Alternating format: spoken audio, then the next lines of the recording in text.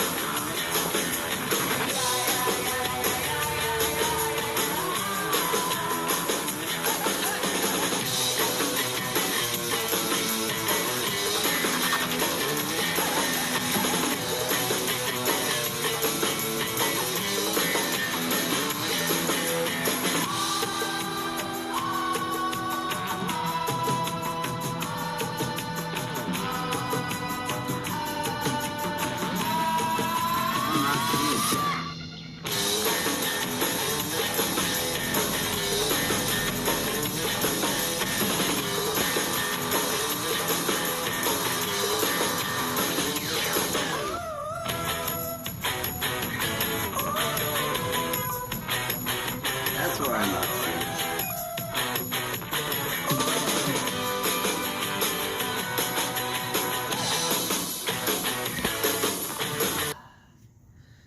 That's why I wasn't seeing chat. I screwed up my thing.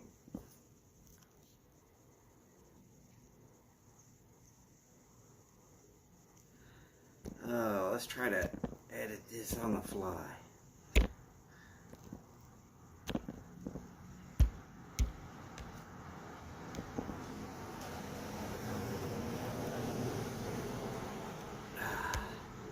Let's go with that. Yeah. There we go. There's actually words there now. Okay, so for any of y'all who are worried about the letters being in the dark, and I apologize about that, I had the choice of you couldn't see them or you couldn't see them. Hell, I can barely see them.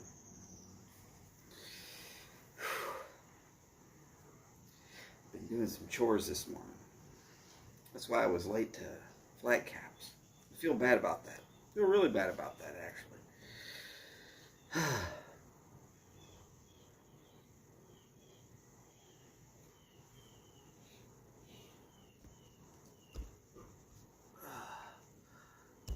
Boris, I'm going to say Raphael already completed his football show for the day.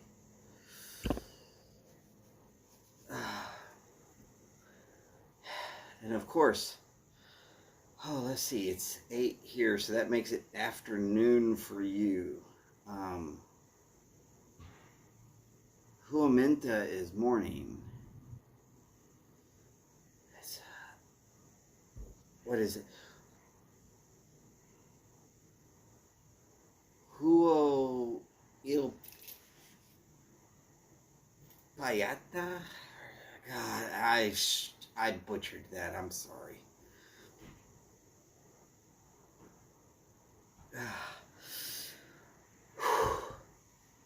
So I've been working all over the yard, trying to get things done.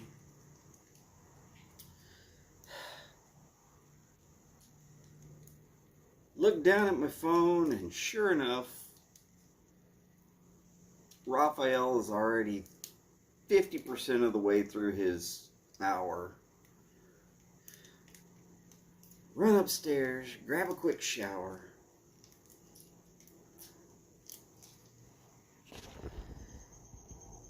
Iltapa.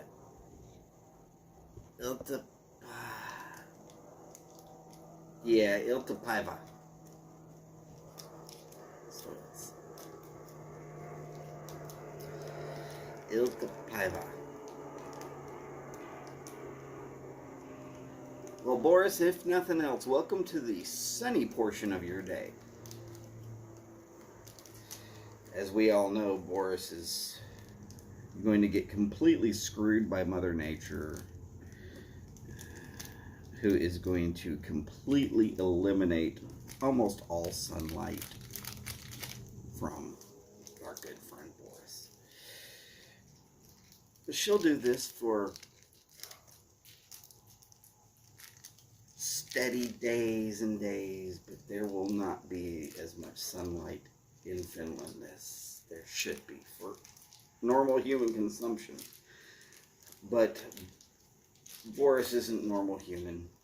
We all know this. Anybody who can doubt it, y'all go ahead and doubt it if you want to.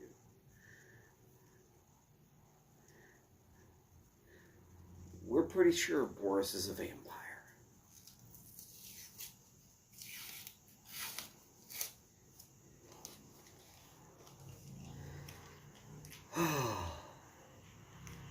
Alright, I'm pretty sure Boris is a vampire.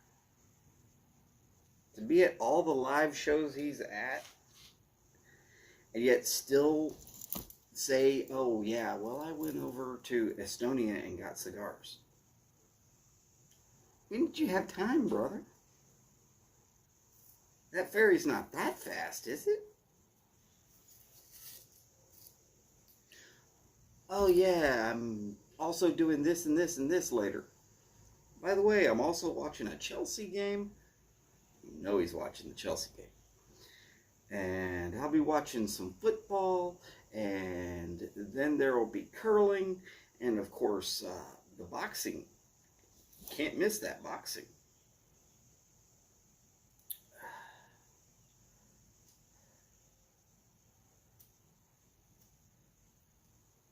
I want to be Boris when I grow up. It's more about jealousy than it is about anything else. Okay, so I haven't shown this quite enough. Alec Bradley Black Market. No cuts, no holes. Only thing I've done so far is pull off the jacket. My Zycar. I think they call it a bullet punch.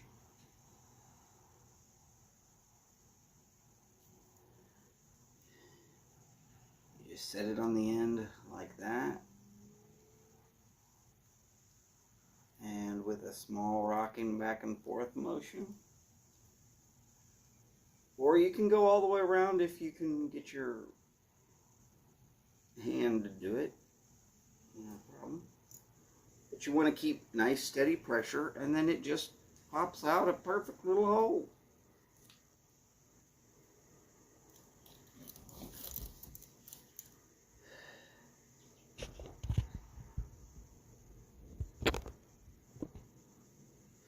Ah.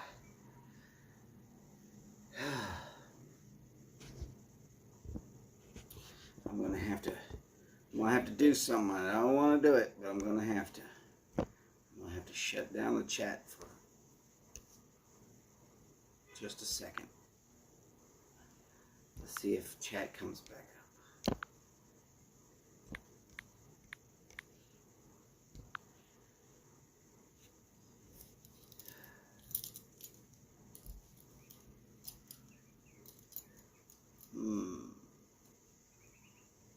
Maybe I'm gonna need to grab another widget. Let's try that one.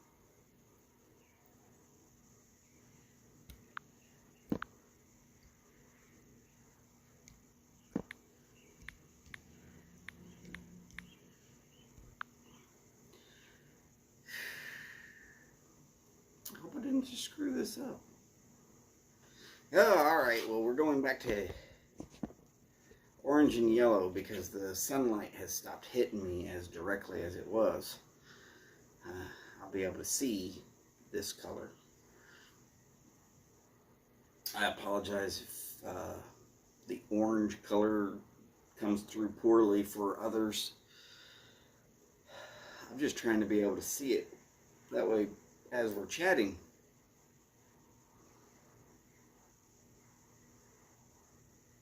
I'm at least not ignoring you. At least I hope not. Anybody else put up anything?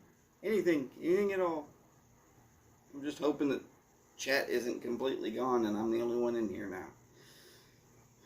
6 people and I'm the only one chatting. Scary.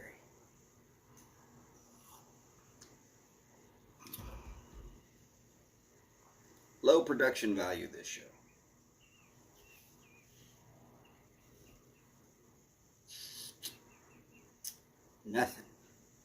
Nothing coming up. There it is. Okay. Boris is here. Fat cat wants in.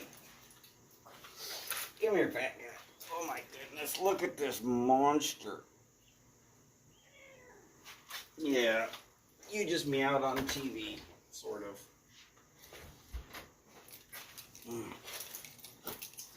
That's right, that's the Trump.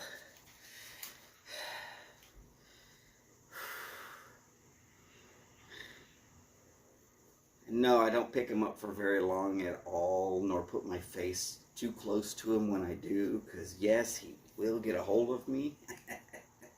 I won't have to worry about shaving ever again, nor the lower half of my jaw. He's chunky now, but he's still very, very, well, he's big. He's not a small cat.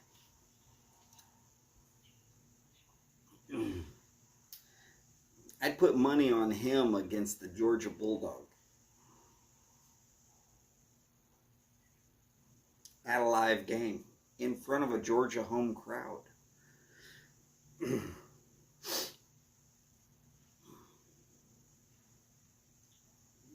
Let's be honest, the Georgia Bulldog is a pedigree dog that is well maintained and taken care of. That cat was a stray, coming off the streets. I'm just saying.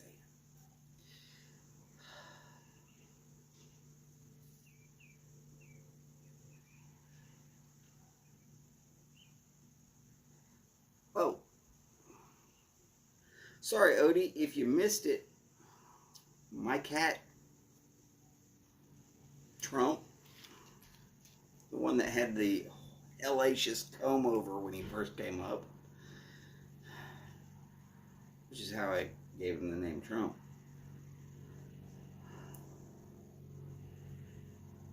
I held him up in front of the camera and then he meowed. I don't know if you could hear it. I could hear it. He's not loud.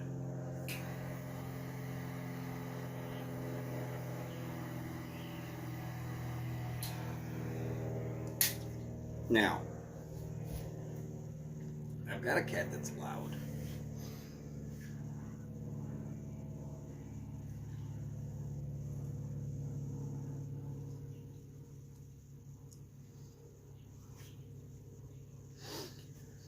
Now, see, Boris, when I go for watching classics, I go for watching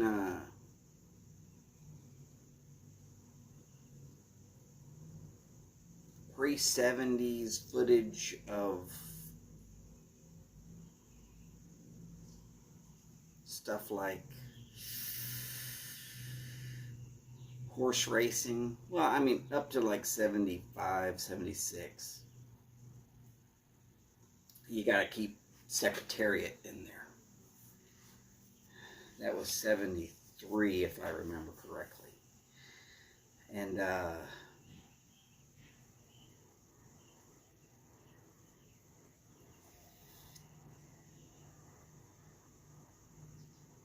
pre-70s Le Mans, when they actually still used to run across the raceway to get into their car. stupidest racing decision ever. Not getting rid of it, but to run across the damn raceway to start your car.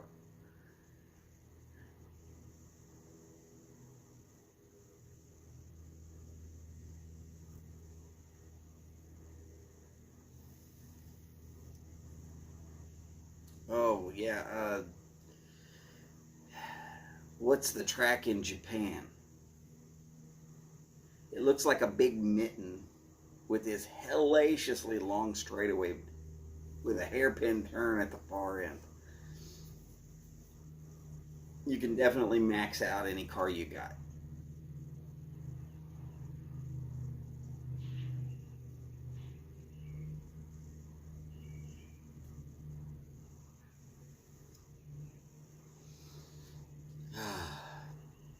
I forget names of tracks. I forget names. Don't get me wrong. I forget names. It's difficult for me. I'm one of the last people that will still be calling someone by just their nickname on the screen because I'm horrible at it.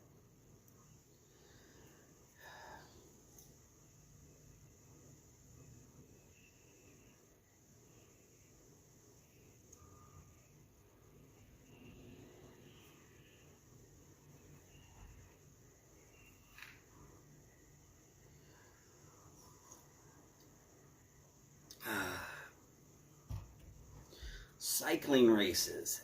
Yes. I will watch cycling races, but I can't watch the older ones. Their footage was like the true classic cycling races. If you go way back, the footage of it was horrible. And you could have done better with a flip book and stick figures. Maybe not me doing better, but you get the point. It was almost unwatchable unless you get to go to a live event, and then then it's awesome.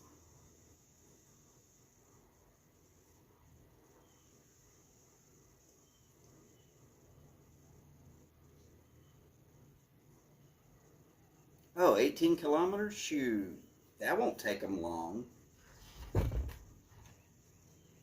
Normally the last 18 kilometers of most of these races is a little bit of a downhill and a bunch of flat. Like normally, it's the last 10 kilometers are almost always pancake flat.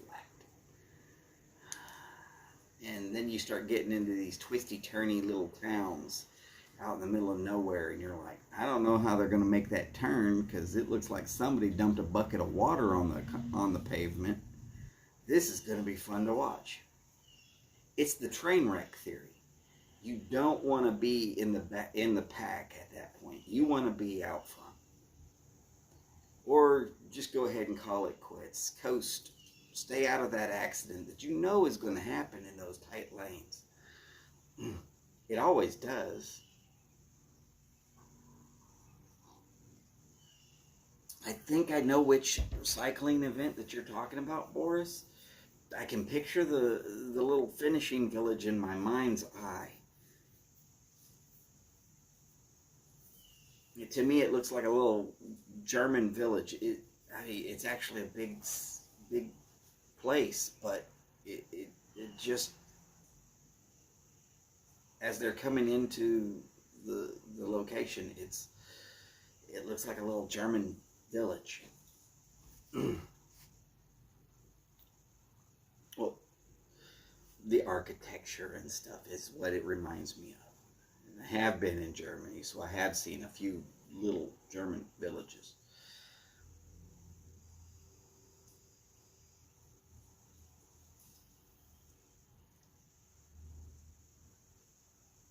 Okay, it was several years ago, so I'm fairly certain that they are much more modern now than they were then, but still.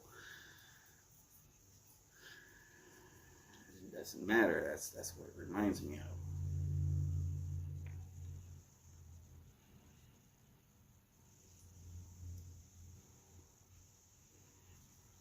And I haven't been to that race. Don't get me wrong, I haven't been to that race, but I have seen some of the this, that, and the others. Again, if it's not Tour de France or the MS 150 from Houston to Austin, which is 180 miles, then I'm probably not going to remember the name. I mean, everybody knows the Tour de France. That's the big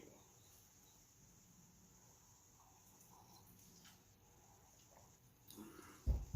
There's one in Colorado every year that is almost it's uphill all the way. It's ridiculous. It is just a test of endurance of how long you can stand staying in your lowest gear.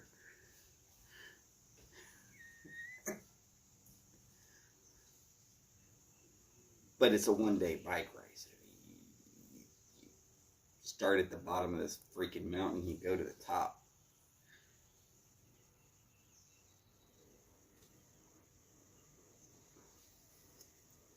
And it's pretty vicious. There's a lot of people who do not make it to the top. Even some professionals who think, I can do this. You know, that one in Colorado, and I don't even remember the name of it. Northern Italy, near Lake Como. Well, that would explain it.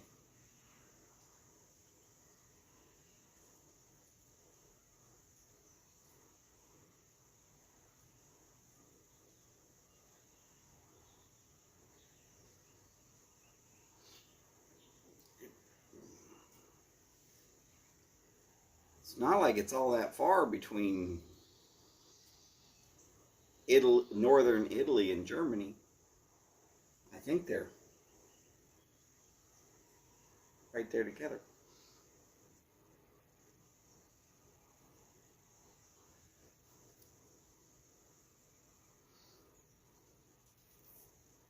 Of course, when I was in the Army and could spend a couple of days in Germany, we would do whatever we could to get the hell off the base. Go rent an Italian sports car and jump up on the Autobahn.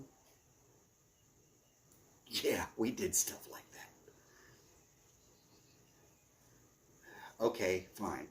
Spend a month's worth of paycheck and rent an Italian sports car for a single day's worth of fun on the Autobahn. Yes, we did that. Stupid. But way so fun.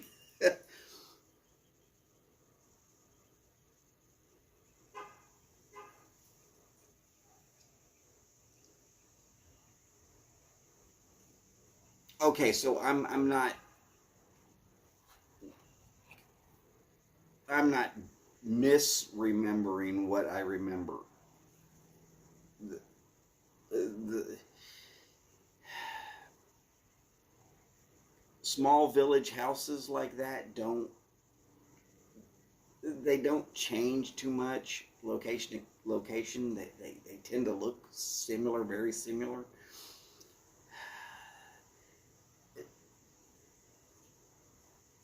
I guess it's the way they have flowers and window boxes and the shapes of the windows. And trust me, if you live in a place that it doesn't get cold, you have great big windows, so you can let the heat out. If you live in a place that does get cold, your windows get smaller and smaller because it's easier to keep the heat in if you don't have these big, huge windows. But in Europe, you can almost always, all the little villages, they've got these little window boxes with flowers right there by the windows. God, it's something I haven't seen in America in forever.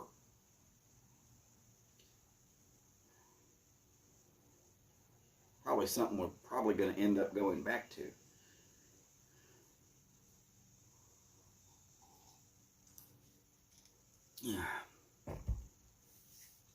Mostly because as politicians decide to ruin our posh, ultimately spoiled American way of life, we're probably going to end up having to grow our own vegetables and stuff just to be able to afford this lifestyle that we've been living for forever.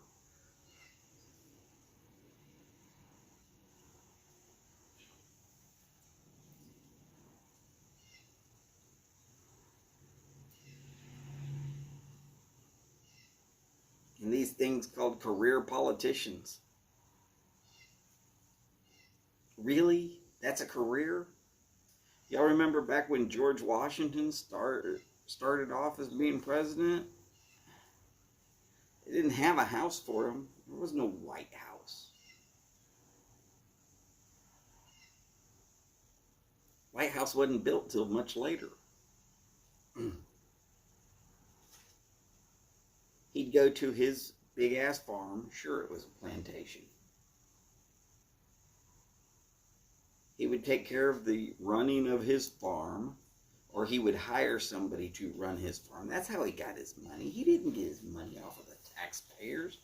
What they paid the president back then wasn't even worth taking the check. I mean, you took the check because it's a job you were doing. You did the best you could, but nowadays politicians live in mansions and their constituents are lucky if they're not living under a bridge anymore. Let's jack up taxes. Squeeze the last drop of blood out of every turnip we got.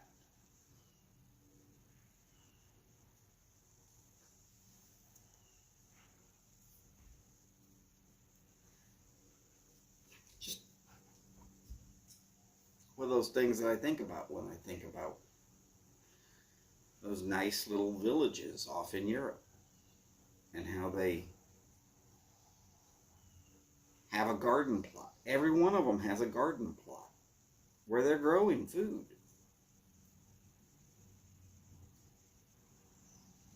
My wife, who went to Russia, she says it's the same in Russia. Little houses. More land than house, so that you can grow some vegetables out in the backside of your house. You ain't going to be able to go to the store and get all those vegetables. You better be able to grow them yourself.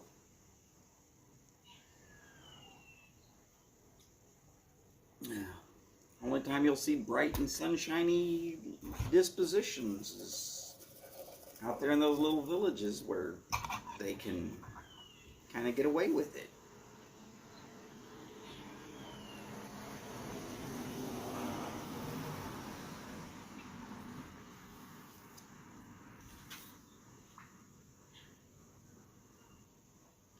Hey, don't blame me. I'm not trying to be the bad guy here.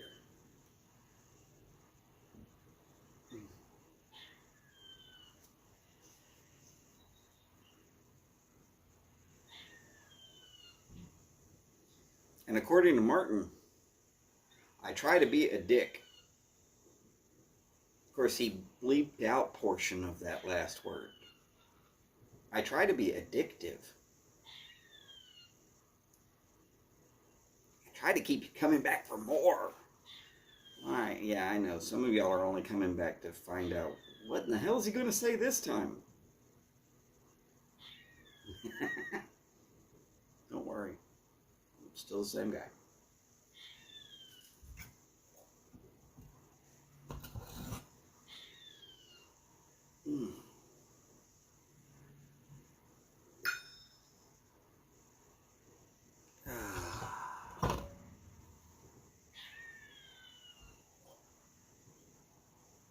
By the way, cold call.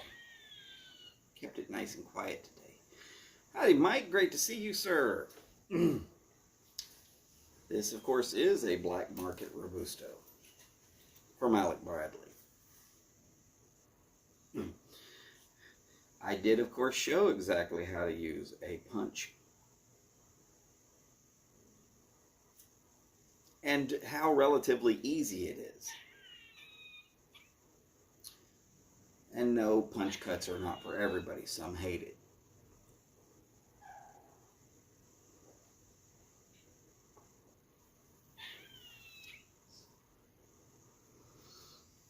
Oh, look, that's Mike and Mike. And Big Country Briar. Howdy to one and all. Glad to see y'all here. Hopefully I didn't wake up too many of y'all out there on the West Coast. I was doing chores around here, and I was even late to Raphael's show. And I try to be on time. I try so hard to be on time. I don't get to talk enough sports with people. Really, I don't. I live with two women who couldn't care anything about sports unless it's Michigan State or U of H. And that's my mother-in-law. And I think we all by now know how much I just absolutely love talking to my mother-in-law.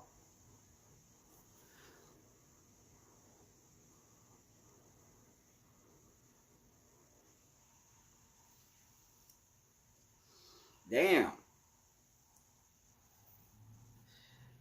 Mike, correct me if I'm wrong.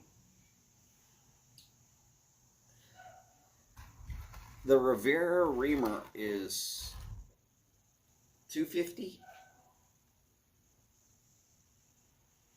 And look, I'm not saying that there's anything wrong with that price tag. That's not what I'm saying at all.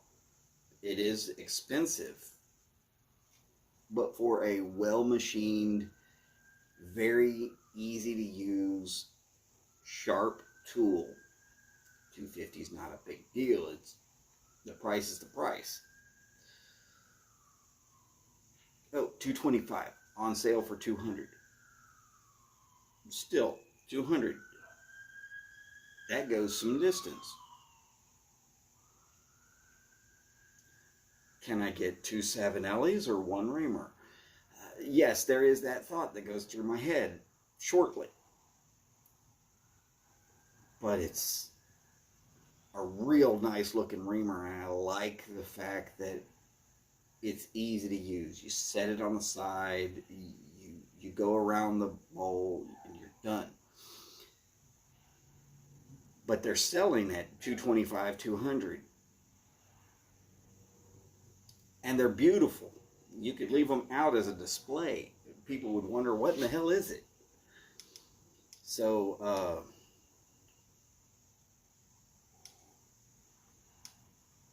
oh, Mike, you're preaching to the choir, yeah. For custom made, high quality, well machined, just the well machining part of the blades,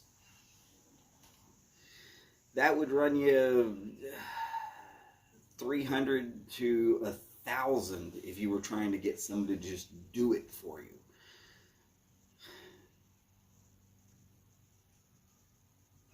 I mean, because they're going to start billet, and it's going to jack some prices up from there.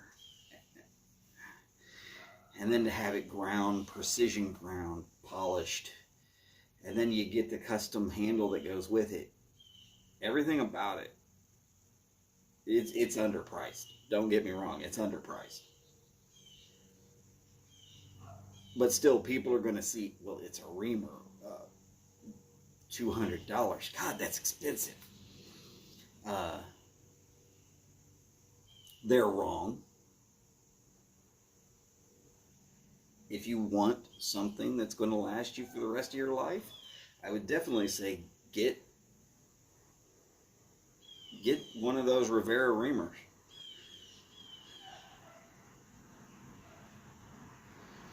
I did a little calculations on the angles and all that, and I'm like, how come this wasn't thought of years ago?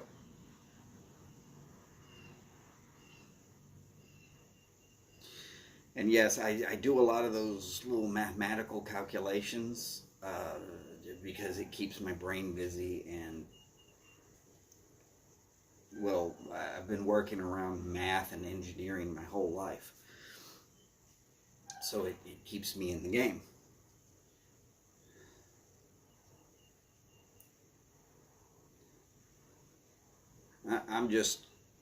I'm astounded that there's enough people out there that they're going to see the product for what it is, and they're actually going to say, you know what? It is a bargain price. We do need to have one of those. And that's why they're selling.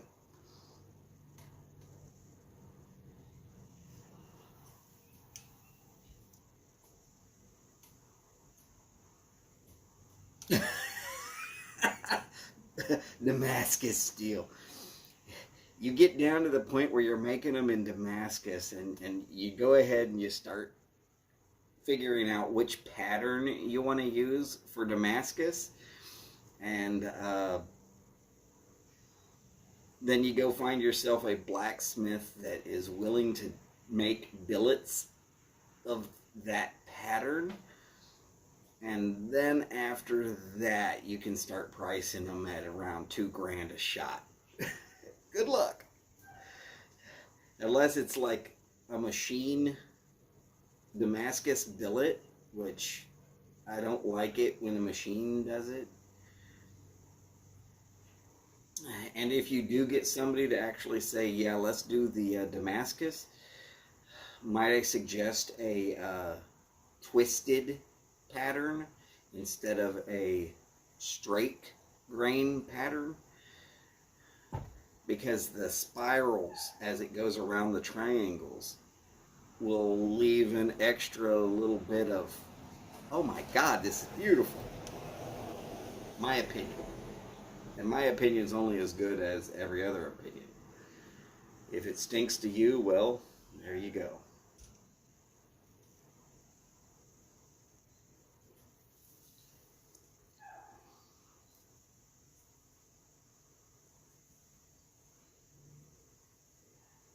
Mike, or Patches. We'll just say Patch for right now because we've got Mike from Rare Blues and Mike from Patch. Yeah, easiest reamer. I can see why. It should be. I don't think that you're going to find a better product at that price. I don't think you're going to find a better product at 5 times that price.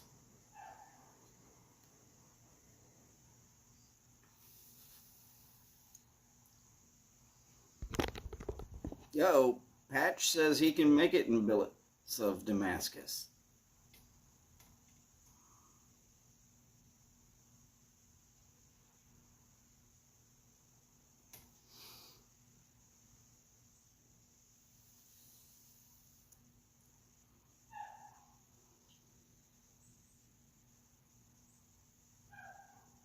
Man, so y'all are already setting it up. Ah. Hola, Jose. ¿Cómo estás? And he'll get back to answering me here in a second, but it'll be muy bien. Gracias, señor.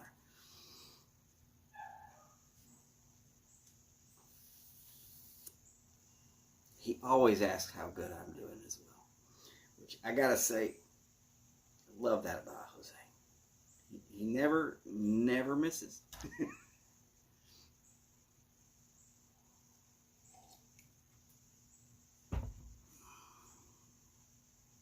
Uh-oh, something headed to Chile.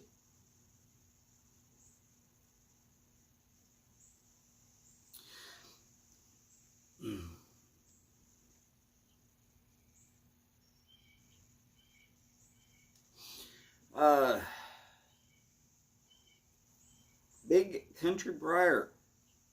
If nothing else, if you find yourself a set of needle files, but with a real fine, you can use the round one and that'll take off most of everything that you got. You don't have to put a lot of pressure on it either. I happen to have some needle files, and I don't use the very tip because normally I'm using the full body of it on Briar. Don't know why I would have needle files for Briar. Maybe it's because some blonde Canadian told me to. Jose, I'm going to say it. I love all of the traditions of the Latin communities. Some of them are a little strange, but all of them are, well, they're lovely once you understand why they're there.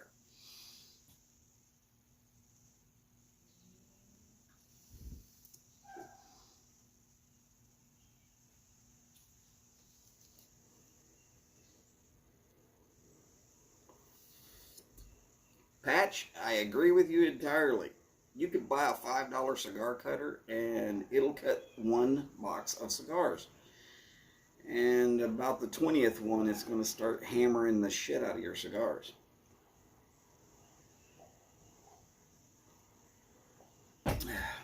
That's why I suggest Zycar punches. Flat blade, I suggest Zycar. And V-cut, I suggest Calibre. And if you're going to get the scissors, Zycar makes a really good pair of scissors that folds up, stays in your pocket, can hook to a keychain. They work really well.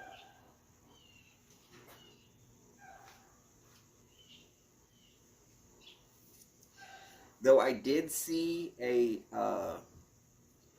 I saw a Damascus set of cutters, and it was a set.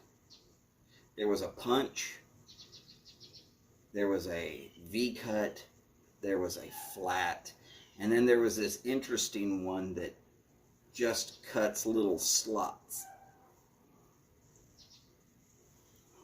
I think it cuts like 6 slots around the edge of the cap. I didn't much care for the one that cuts the slots, but the whole set was beautiful. Okay, yeah, it was also like 12 grand. There it goes. Howdy, Chip. Great to see you, sir.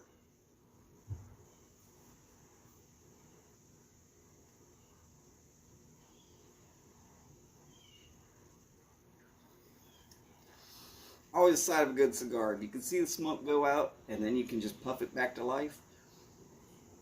That's a well-rolled cigar.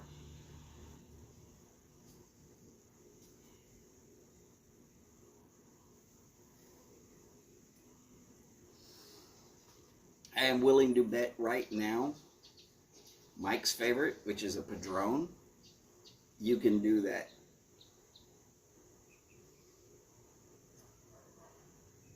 I know it for a fact.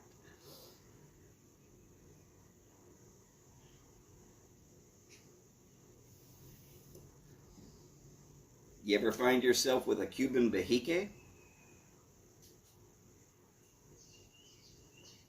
Yeah. There's a bunch of cigars out there that can do it. But you're never going to find one in a machine roll, and you're never going to find one that's been crappy rolled, even if it was hand rolled.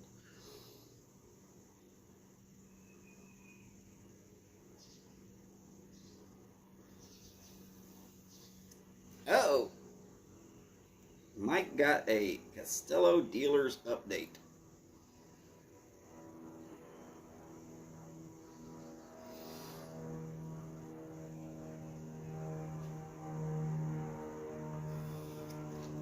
You know what that means? Here in about 5 days, we are going to have a box opening at Mike's.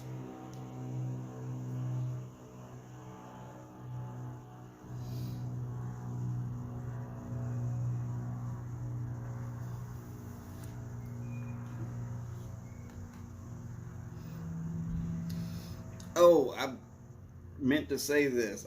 Mike, really? How big of a cucumber am I going to have to go find? I am not a fan of raw cucumber. Mike knows exactly what I'm talking about. Does it need to be one of those long freaking Italian ones that's almost the length of my arm, you know, about 3 foot long?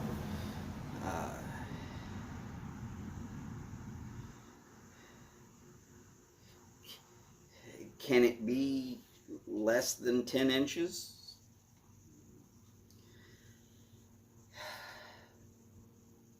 Cucumber is going to be my downfall on this mission that he's got me on.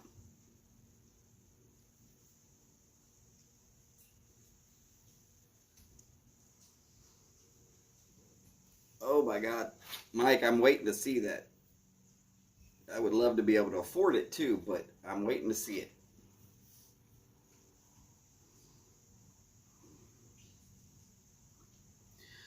Well, Jose, while I know more about certain things than Mike does, I'm willing to bet that in this subject that Mike and I are speaking of, okay, 6-inch one. Okay. Okay.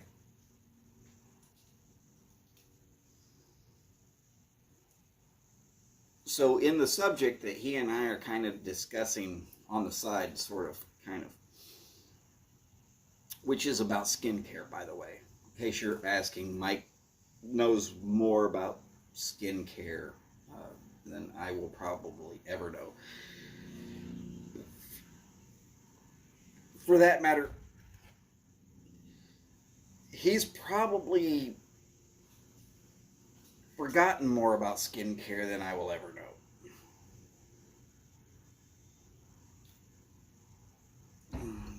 But I'm willing to bet I know more about electricity than he will ever know. 18 years as an electrician, yeah, I'm giving it a good bet.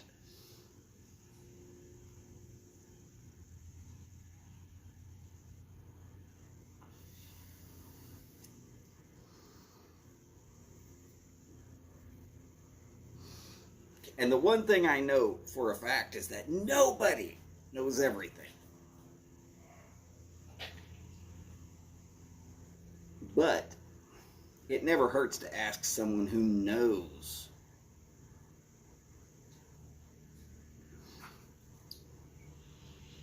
I mean,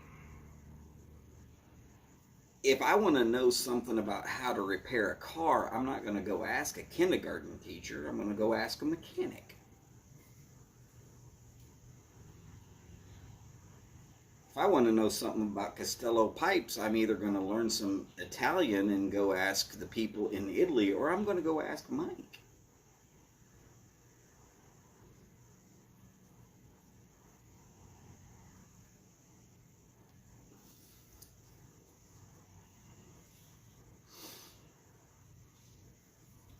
So, I mean,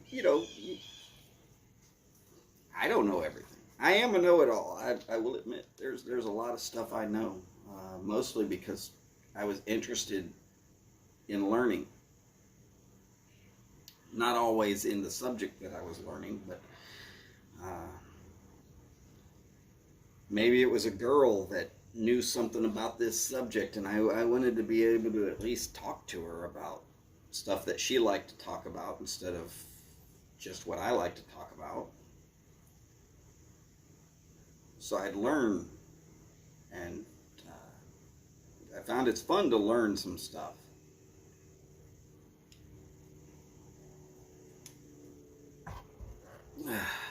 Mike, I agree with that. I try to learn a little bit of something every day.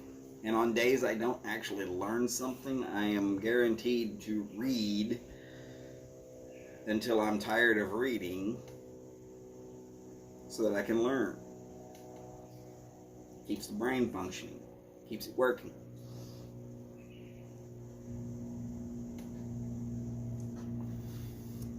Jose, that is very true.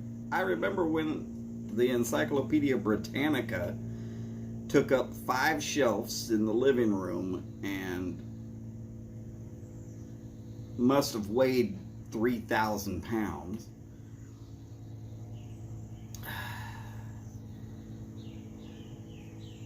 Those books were so outdated because my dad got them when my sister went into junior high. By the time I went into high school, they were outdated. When he finally got rid of them, I was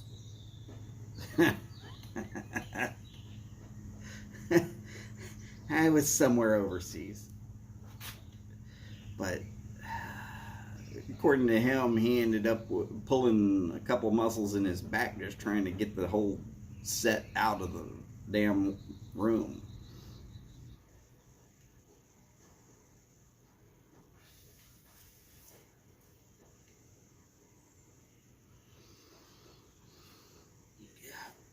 Well, all right, so big country. I am okay with pickle.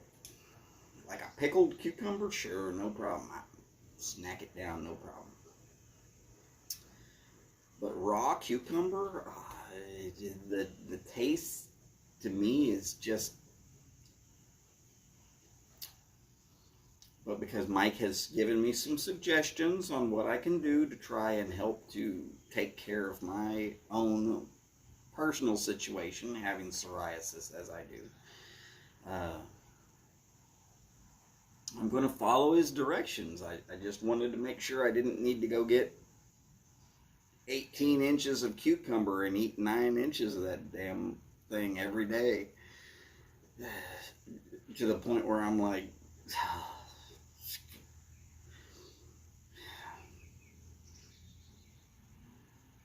never liked cucumber. Raw cucumber just doesn't work for me. But I said I'm going to give it a shot, and I'm going to.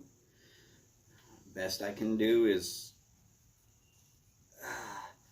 buck up and learn to do what I need to do it right.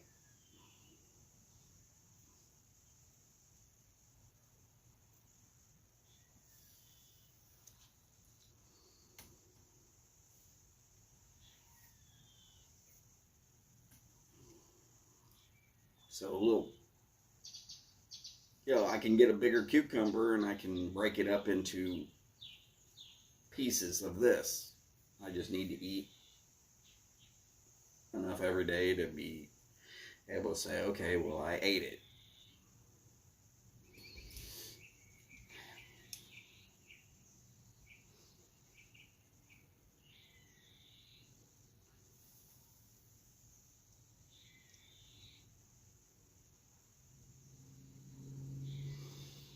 Oh yeah, I'm mildly allergic to tomatoes. They cause an intestinal problem for me, so I don't eat them very often. I try to stay away from them. I still end up eating it. You know what? There's Italian food out there, and I love Italian food. Hell, I love all food, really. But there's Italian food out there. I'm going to end up with tomato. There's Mexican food out there that they stew everything in tomato, and I'm going to eat that too. But I've never been a big fan of cucumber. Just never have. And maybe that's what's causing half my problem there, Mike.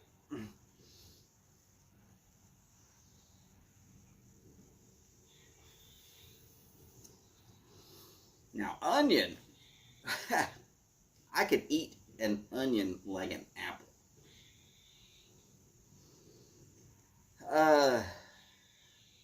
Mike, it doesn't. The tomatoes that seem to do me the least amount of any kind of damage are called Campari. And I don't know what it is about the Campari tomato that is different from most of the other tomatoes, but like if I go out to get a burger, I'll just say no tomato. Howdy, Steph. Great to see you. Okay, Steph's not going live. Well, I thought this was a tailgate for Steph. By the way, Steph, happy birthday. Feliz cumpleaños.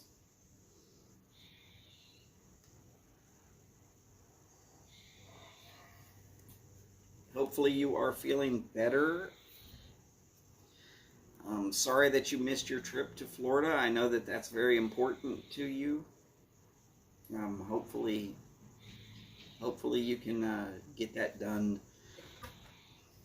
sooner rather than later under duress. And by duress, I mean, I know, look, grandparents. I don't have any left living, so Steph, set aside some time and go.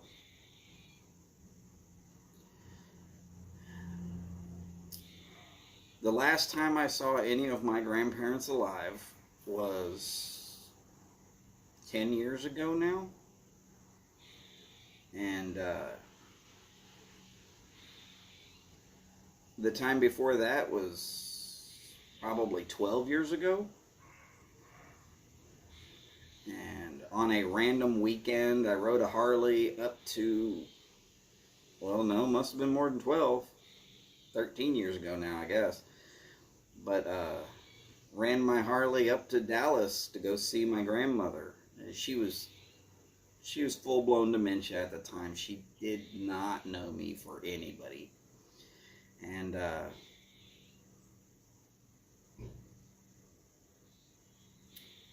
but I got to spend my time with her. Not when everybody was around, but spend my time with her.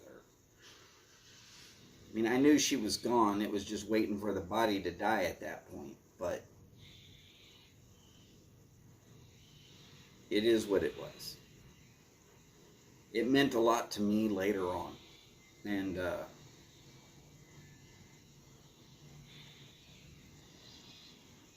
Steph, I know that you'll be happier if you go before the eventual end. So, just saying, take that time.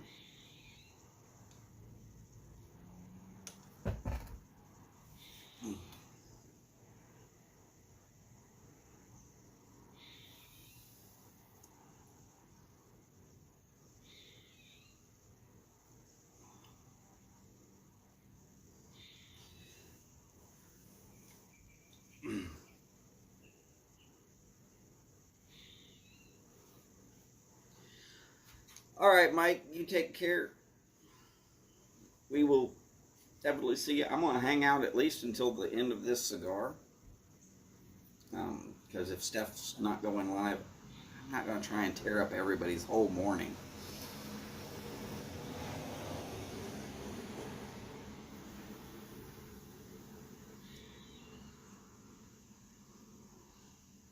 Ah, well, Jose, make sure to let her know. Feliz cumpleaños.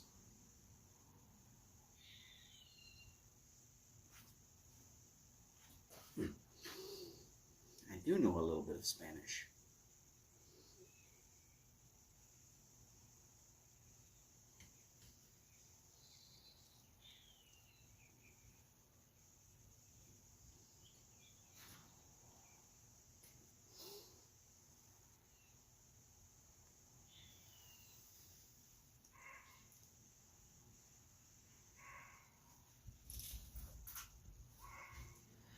Well, Boris, I'd say to tell her Feliz cumpleaños, but she might not know Spanish.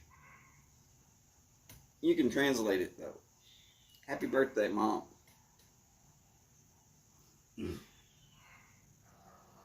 She probably looks 35. Being that Boris is older than me and doesn't look anywhere near as old as I do. It's all the gray coming in here.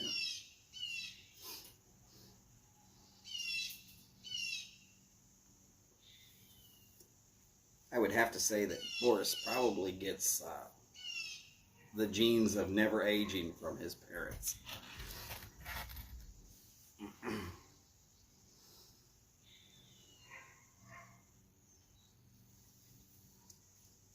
Well, Jose, Feliz cumpleaños to Padre.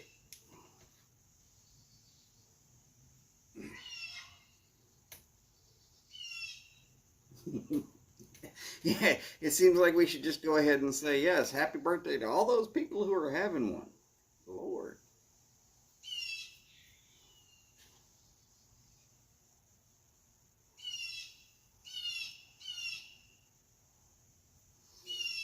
Jose, take pictures. If y'all haven't seen the ocean on from the coast of Chile, you've been missing out. I actually have. Not as far south as Jose is. Uh, I was in along the northern tip there, and it's about as close as I'm going to be able to say about why I was there at all. Yeah, I was up around the northern tip.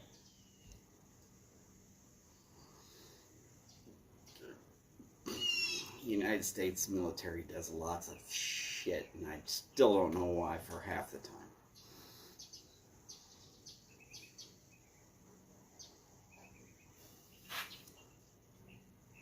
I don't know. Jose might be a sexy beast in a Speedo.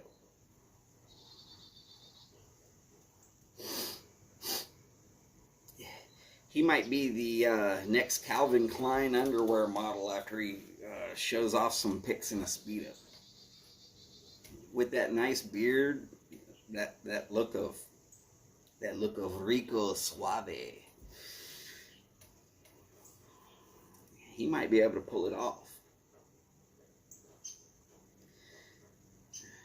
Me, on the other hand, I look like a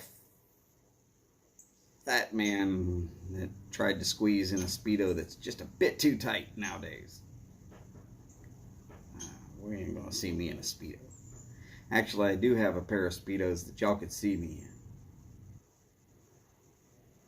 in. They're shorts. Speedos did make some shorts.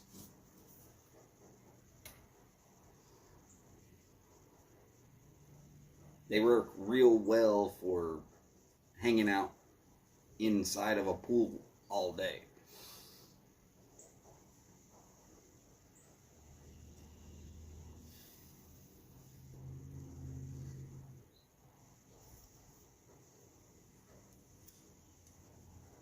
Ah,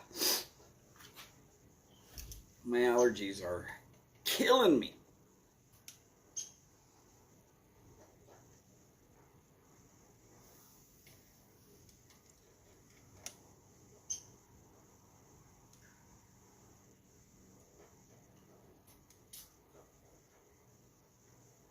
Yeah, Jose, that sounds wonderful. Now, I will say that along Chile's coast, there is a spot that is so remote, so horrible, that some of those adventure trekking type shows have gone there, and it has literally almost ruined people.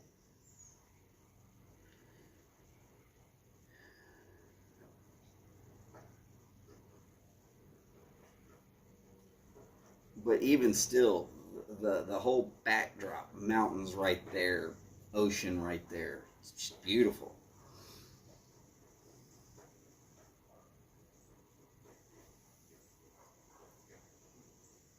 Yeah, good afternoon, I guess it is, to Citizen Tom.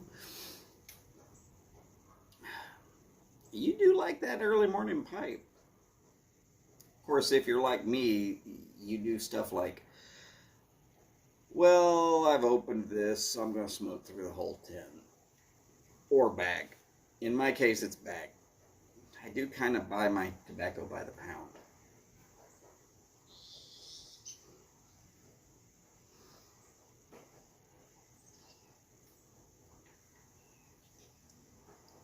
Good Lord. Skip's cooking video took all week to film.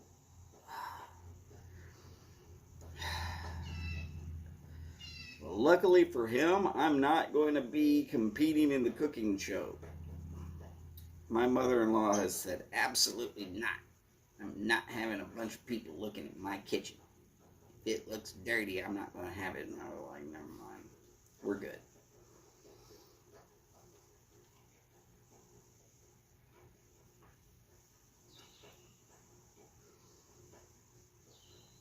But I will tell y'all, just in case y'all are interested, in a quick something that you can do in one day that probably nobody is going to try.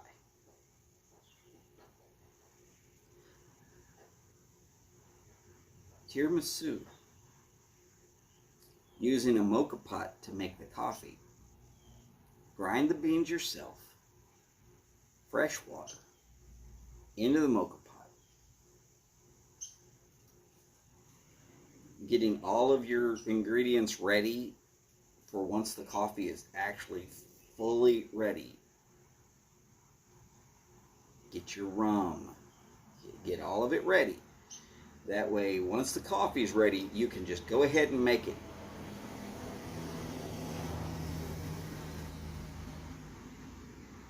You could put it in the fridge.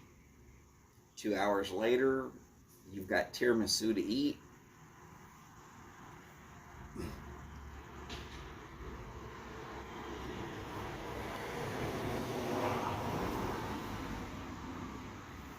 And the mocha pot was introduced to the world in Italy in the 1930s. So that is a traditional way to do coffee. And according to the people I've talked to, it is as close to what you will get in an Italian cafe. The mocha pot coffee is as close to what you will get in an Italian cafe as any other way that you can produce coffee at home. Your espresso machine is going to be slightly different from what they do in Italy. Your drip coffee is not going to taste anywhere as near. Even slow pour is wrong compared to what you're going to get out of that mocha pot. If you're trying for true traditional Italian coffee.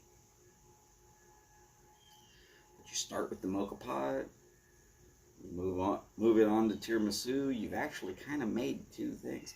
Plus, at the end of it, you get a nice good cup of coffee because you're not going to use all that much coffee in making a tiramisu. And chances are, nobody's making dessert. And who doesn't love dessert? Everybody loves dessert. And a well-made tiramisu, especially if it's in a glass dish, something you can see through, they're beautiful. It's very appetizing. And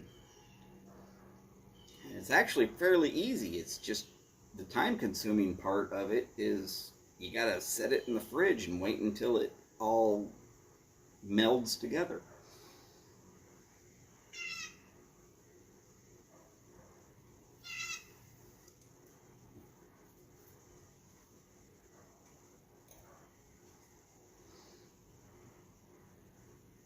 But yes, that was my idea. That was what I was working on.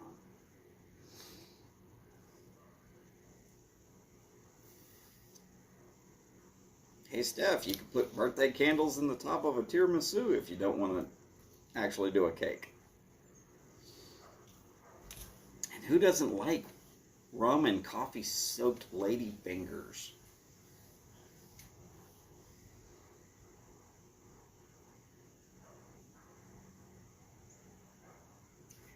I know I do.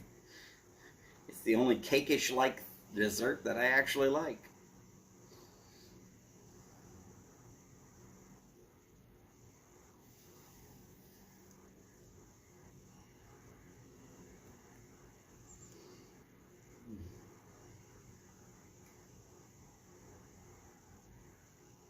I'm more of a pie person myself. I like pie.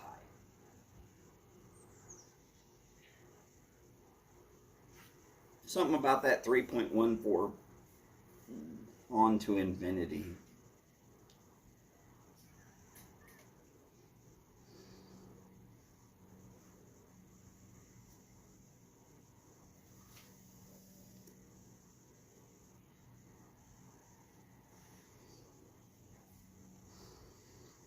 Oh my goodness. So other than a whole lot of birthdays in the YTPC, is anybody doing anything crazy?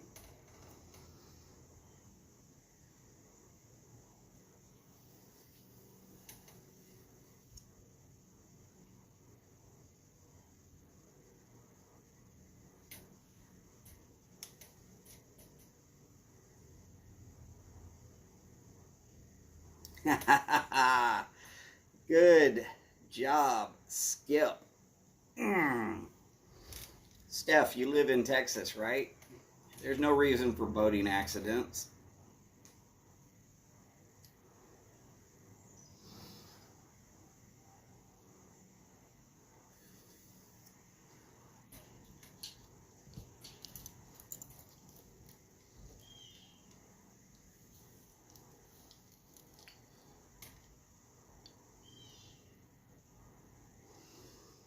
Oh, Tom, an apple pie is one thing I really do enjoy. But if you have to do an apple pie, if you can mix apples and cherries about 50-50, and if you have a little bit of a hatch pepper that you can mince super fine, and you can put just a little bit of that in there, oh man, so good, so good. Oh my God. You will lick your earlobes. Because you will not want to miss a single drop. I don't know what it is about that little spicy pop of the hatch chili that when it's added to a cherry apple pie just turns it to just this wonderful thing. But try it once, you'll understand.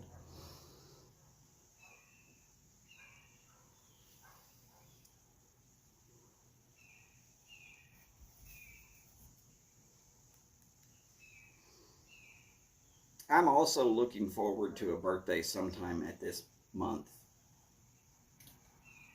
I don't have a specific date as of yet. But I am expecting a granddaughter, so.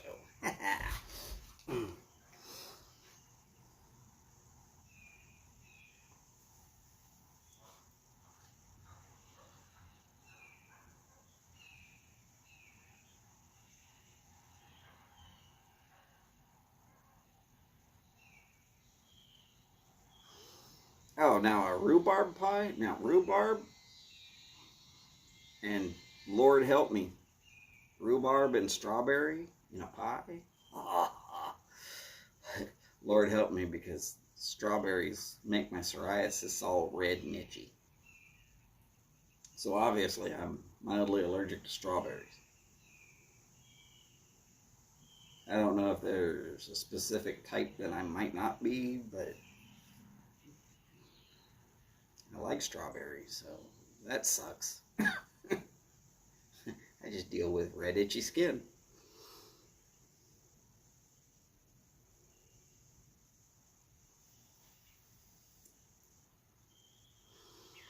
Mm.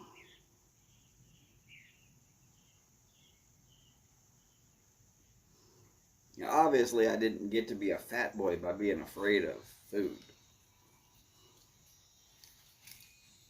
And I don't eat a lot of desserts, but the desserts I eat are probably way horrible for me. One of my favorites is my wife's pecan pie.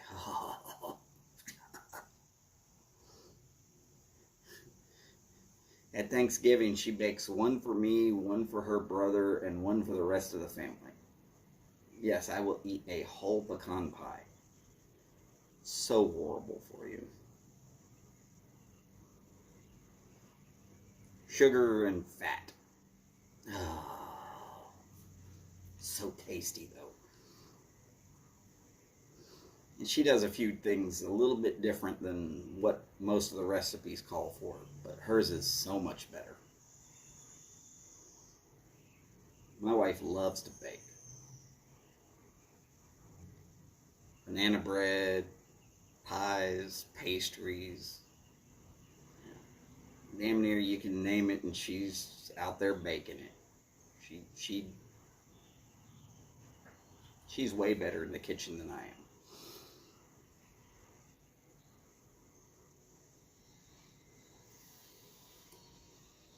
Don't get me wrong, I'm no slouch. But I'm nowhere near as good as my wife. My mother-in-law is pretty damn good too. Just about nobody could beat my grandmother on my dad's side. That woman could cook. She wasn't like some classically trained chef. She grew up cooking for big crowds of people, and it was fascinating. She could walk into a place that had like 5 cans of stuff that are unrelated, and that was it. And she could turn out a 7-course meal that you would swear was the best thing you ever ate in your life. She didn't follow a recipe. She just said, do this until it looks right, do this until it tastes right, blah, blah, blah, blah. Woman was amazing.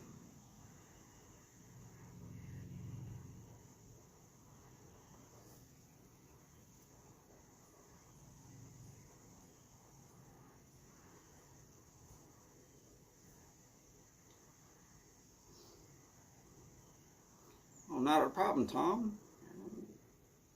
As long as it works for you, it's awesome.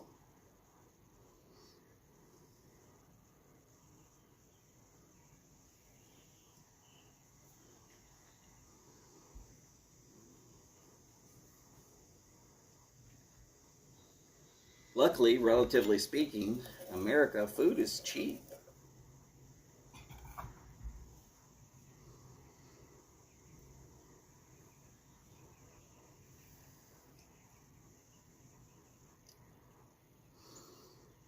Your coffee aperitif. Always a good choice.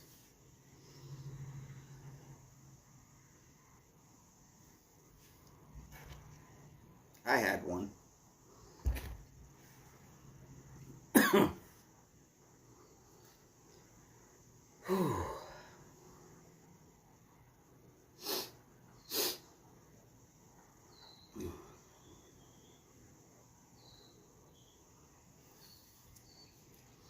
So in case any of y'all were watching, yes, I picked Oklahoma over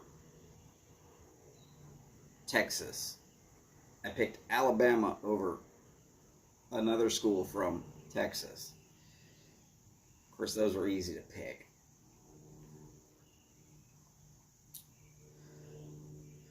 I've got Iowa, Michigan. Well, you could go back and watch Flatcap's show if you want to. You only have to see me for the last 15 minutes or so. You'll see all my comments.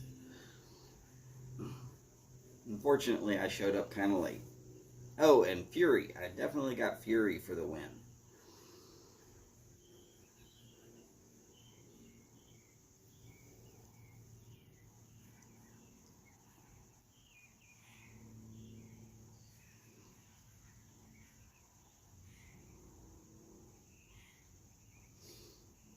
I think Iowa's going to pull it off on Penn State today.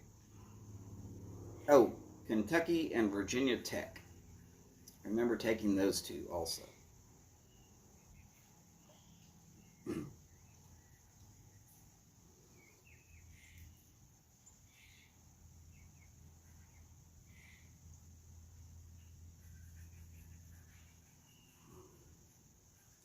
I think Virginia Tech, with its bigger school with the lower requirements for admission, is probably going to have just a little bit more power than Notre Dame has the ability to handle.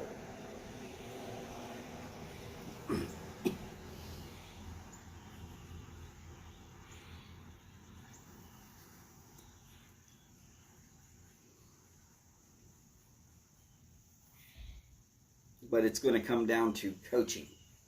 Pure and simple coaching. Home crowd will make a little bit of a difference.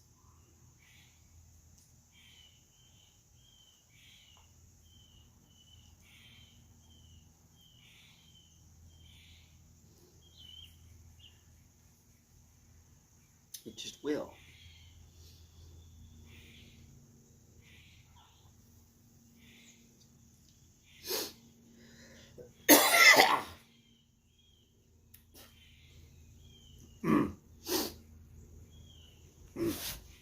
allergies. So wonderful. Probably one of the worst things I could be doing right now is out here for lengths of time. But it's worth it to hang out with y'all.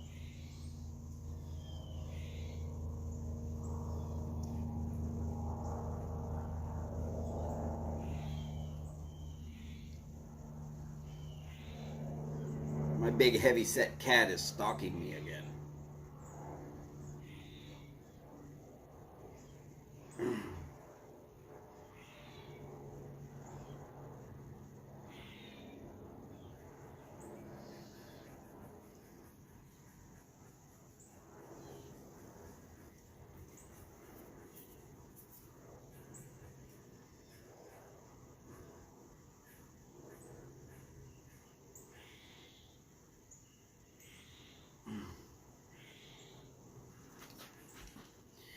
Well, while Fury is kind of slow on his feet, he still has that.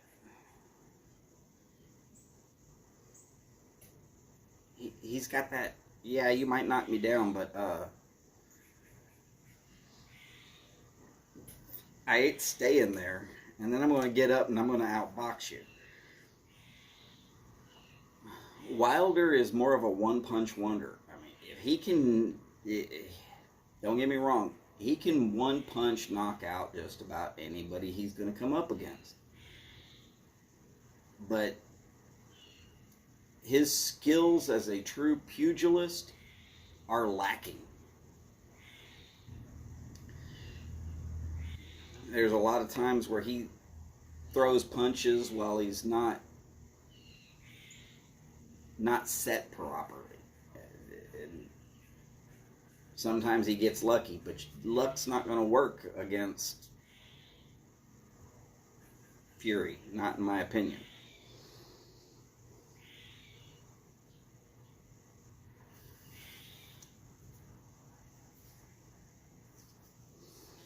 Tom, don't feel bad. I can barely keep up with me in my old days.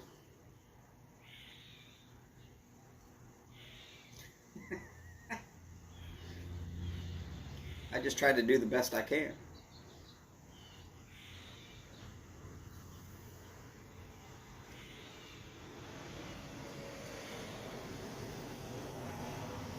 Boris, I'm going to say in the later rounds, 8th or 9th round, probably Fury will win by a KO or a TKO.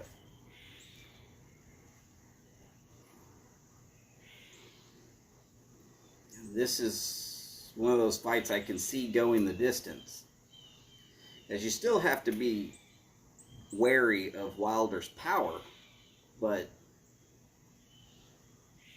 Wilder seems to show less power as the fight goes on, as your arms start weighing more. And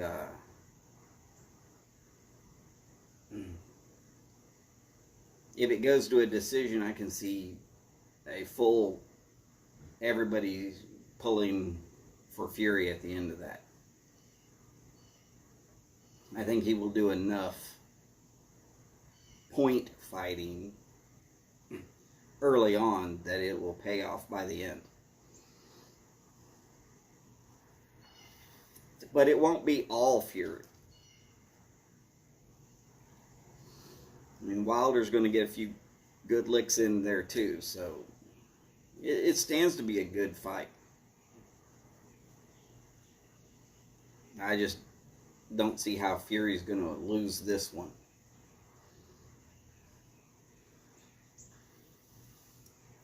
And judging from the weigh-ins, Fury looks set.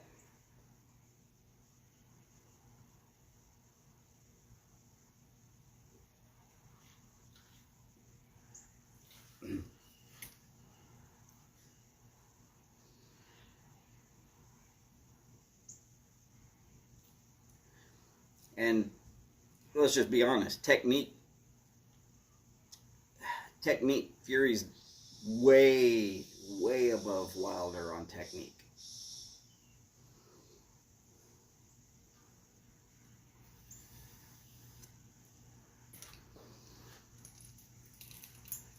Well, Boris, that's why I think Wilder will come back, and he will be surprisingly a lot better than his last fight, but I don't think he will be better enough. If he doesn't get a knockout in the first 3 rounds, it'll be Fury by the end. That's just the way I see it.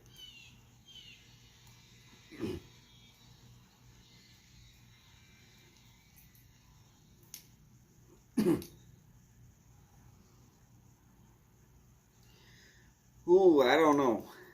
I'm trying to say that you're going up against Mike Tyson. If Mike Tyson's in his prime,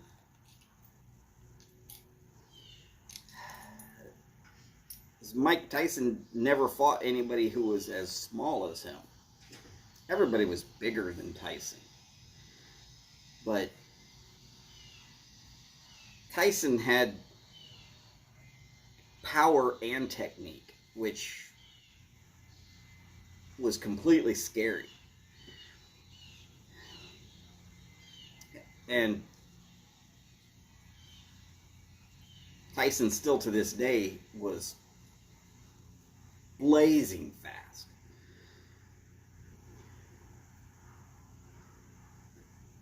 And the way he would roll that hip and the whole body into those power punches,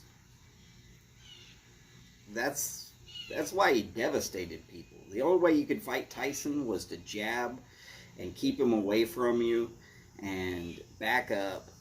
And you had to do that for about 6 rounds and beat his face down enough that you could actually see he couldn't see you on one side or the other anymore, and then you could maybe start wading in and getting a few good shots in on him. But you couldn't beat Tyson in a short fight. If it was only going 3 rounds, you just go ahead and claim it for Tyson. That was it. Everybody who beat Tyson took him to the later rounds.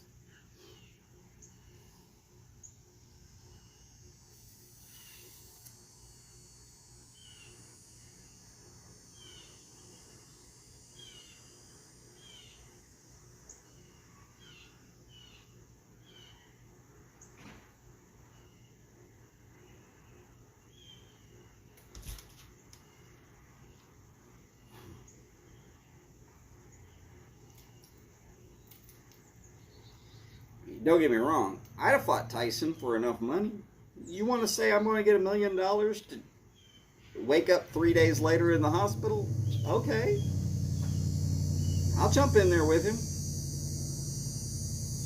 Did I know I was going to lose? Yes, I knew I was going to lose. But Tyson better be ready to run a marathon, because he's going to have to keep running to keep up with me. Uh-oh, Steph's starting early. Glass of 4 roses.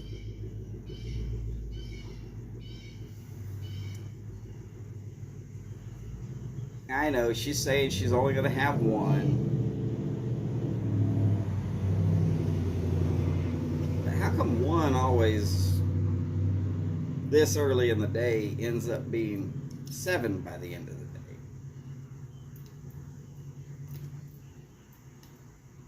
Just curious.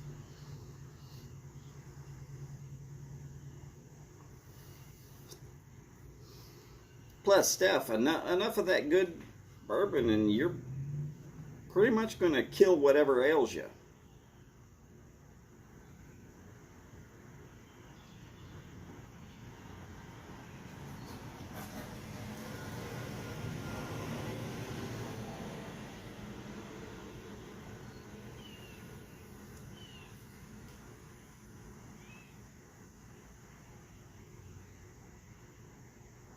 Oh, Tom, I'm never going to be a saint. I guess that makes me a cigar smoker that occasionally smokes a pipe.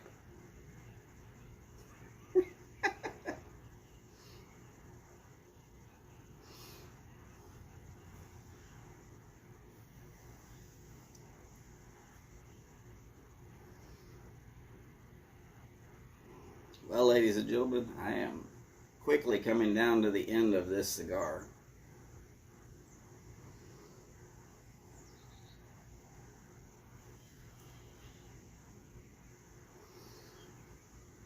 We got anything more we're wanting to talk about? Oh, yeah, switch backy with the liqueur there, Steph. Is it Eileen's Dream or Carter Hall?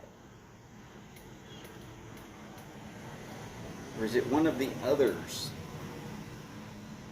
Inquiring minds want to know.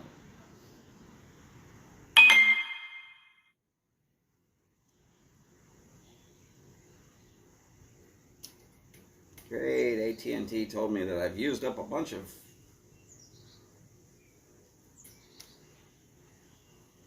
my unlimited data this month.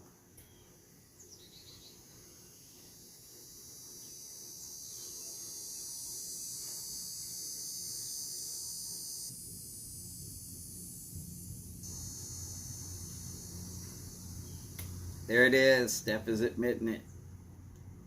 She's a Carterholic. Awesome.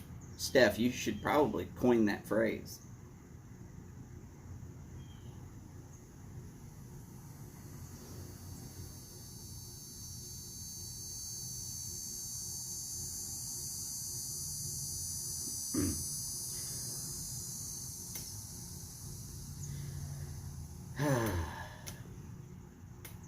Oh, well, Skip should probably coin that phrase then.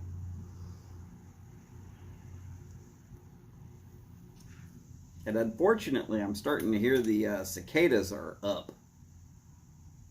So shortly, I'm going to end this before they start getting way too noisy. So ladies and gentlemen, y'all remember we have later on today, there is I'm Just Chris, and then there's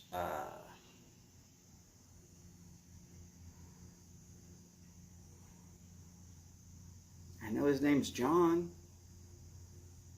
Somebody help me out.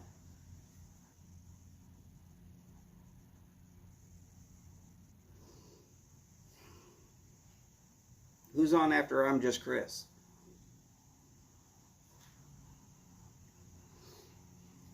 I know y'all know.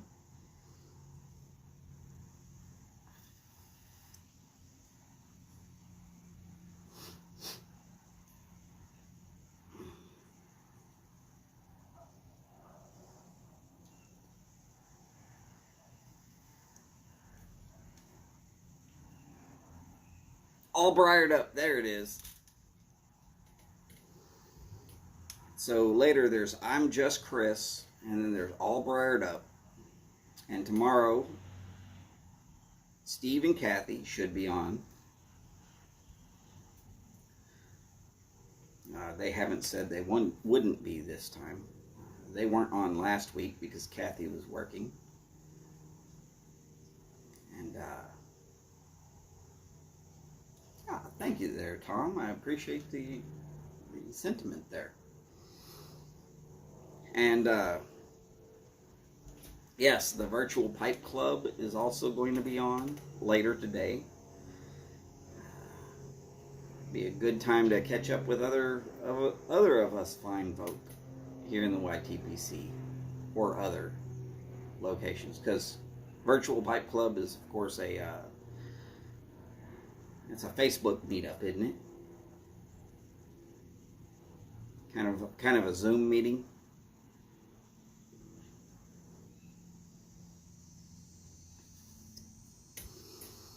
All right, so ladies and gentlemen, y'all take care. Do the best you can with yourselves and, of course, with each other. Definitely we're a tight family, so let's just try to keep it that way. And as per always, y'all remember, long lives, big bowls, and long ashes. Y'all take care, and I will see you, well, sooner or later I'll see you. And I'm going to get out of here, so bye for now.